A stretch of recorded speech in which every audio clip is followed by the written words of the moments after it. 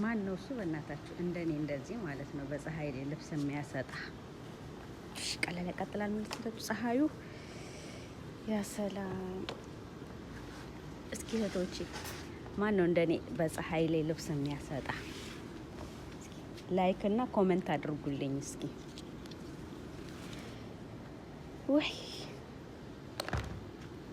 አስቡት እስኪ እናንተ በዚህ ሰዓት እንደዚህ የሆነ ከሰዓት ላይ ደግሞ ማለት ነው አሁን በሳውዲ ስንት ሰዓት መሰላችሁ? 10 ሰዓት ነው። ሳውዲ 10 ሰዓት ማለት ነው። ይኸውላችሁ እንደዚህ ነው እያሰጣሁኝ፣ እንደዚህ ነው የምለቅመው ፀሐይ ላይ ማለት ነው።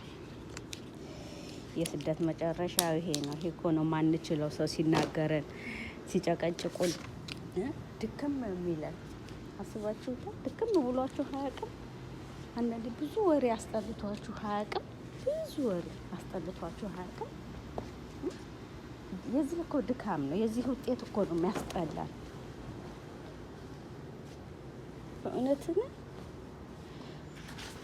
እና እህቶቼ አይዟችሁ በርቱ። እንግዲህ እኔ ሁላችሁ ፀሐዩም እያቃጠላችን ነው።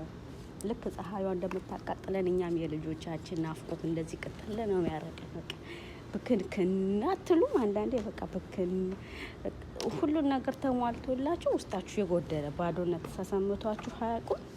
ባዶነት አይሰማችሁም? ይሄ እኮ ነው በቃ በናፍቆት ስለሆነ እኛ የምንኖረው መኖራችን ጅስማችን ነው እዚህ ሀገር ያለው። በቃ ሰውነታችን በድናችን ነው ያለው እንጂ ሁሉ ሀሳባችን ሀገር ነው ያለው። በቃ ቤተሰብ፣ ልጆች፣ ህይወት ጠቅላላ እኛ የምንኖረው ሀሳባችን እዛ ነው። እዚህ ግን አካላችን ነው እየሰራ ያለው ማለት ነው። እና ውዶች ከታያችሁ ታያችሁ። ፀሐይ ነው በጣም ታውቁታላችሁ መቼም ፀሐዩን አልነግራችሁም። እና ይኸውላችሁ እንደዚህ ነው የምንሰራው። ምን ትላላችሁ? እስኪ ሀሳባችሁን በኮሜንት አስቀምጡልኝ። ላይክም ሼርም አድርጉ። ሰብስክራይብ እና ኮሜንት ሰብስክራይብ እና የደውል ምልክቷን መጫናችሁን እንዳትረሱ ውዶችዬ። ያ ሰላም። ይኸውላችሁ በቃ መቃጠል እኮ ነው መቃጠል።